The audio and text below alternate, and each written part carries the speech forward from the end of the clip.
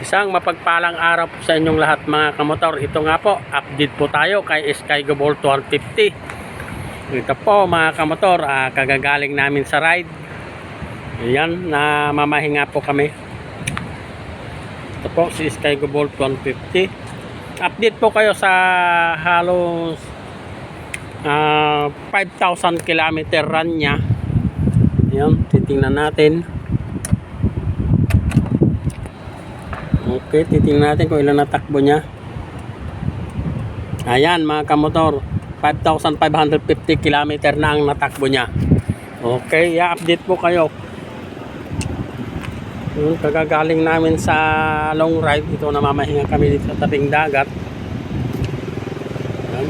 Napakaganda po dito dati mga kamotor, dito sa tabing dagat nito. Kaya lang nung dumaan si Bagyong Uwan dito sa amin, ito na ang naging resulta mga kamotor. Ayan, taon na naman mga kamotor itong pasyalan na ito bago makaka-recover. Tingnan ninyo mga kamotor. Yung dating puno na napakaganda mga kamotor, ayun, tuod na lang ang natira. Okay, yan. Wala na mga kamotor. Halos tabing dagat lang ito mga kamotor kasi kaya ganun ang nangyari. Okay. Ito sa ngayon mga kamotor, itong motor na Skygo Bolt 150, wala pa naman siya naging problema.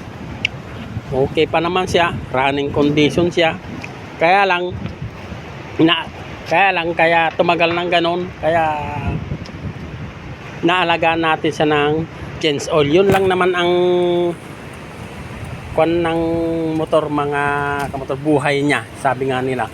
Yung palagi mong palitan ng langis. Yan, putik-putik pa mga kamotor.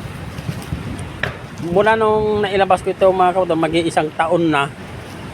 Ang pinalitan ko pa lang dito mga kamotor na yung kanyang brake pad sa likod, pero sa harap hindi pa ako nagpapalit. Okay, sa mga gusto pong maglabas ng ganitong model ng motor ng Skygo 150, itry po ninyo na para masubukan po ninyo yung performance niya.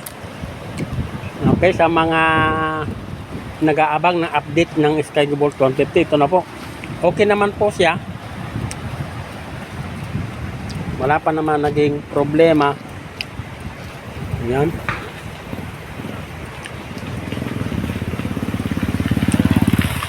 Napakaganda pa rin po ng kanyang performance. Kaya, okay, inuulit ko sa mga gusto pong maglabas ng Skygo Bolt 150. Hindi po kayo mapapahiya o hindi naman po kayo mahuhuli sa mga ride na gusto ninyong puntahan, kahit na pangmalayuan o sa pang-araw-araw na service. Okay lang naman po siya. Okay, sa ngayon lang po pala napadpad dito sa aking channel, ay please po, kahit like lang po at share ang maibigay po ninyo sa akin para naman po kunting tulong din sa muntin nating channel. At sa mga gustong maglabas o gustong matry yung ganitong motor, punta lang po sa pinakamalapit na dealer ng Skygo Bolt dito sa, marami na po itong branch dito sa lahat ng parte ng Pilipinas, kaya try po ninyo. Ayan, ang angas po niya. Ayan po ang harap niya. Ayan. Ayan.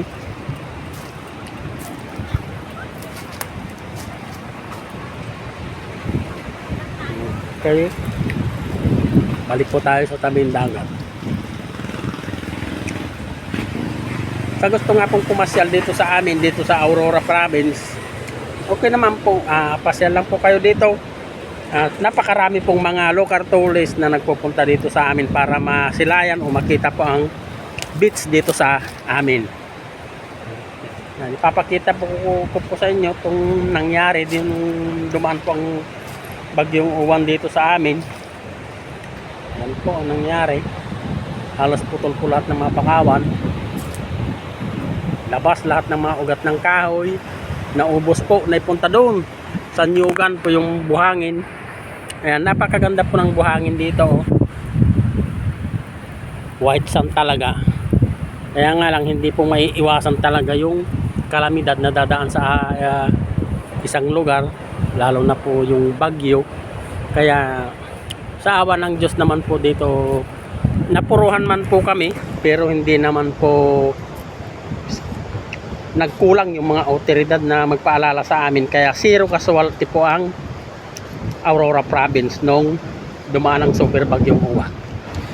Okay, yun lamang po ang maisishare ko sa araw na ito. At sa gusto pong napanood muli ang update nitong aking motor, okay, abangan lang po ninyo yung susunod nating vlog. Yun lamang po.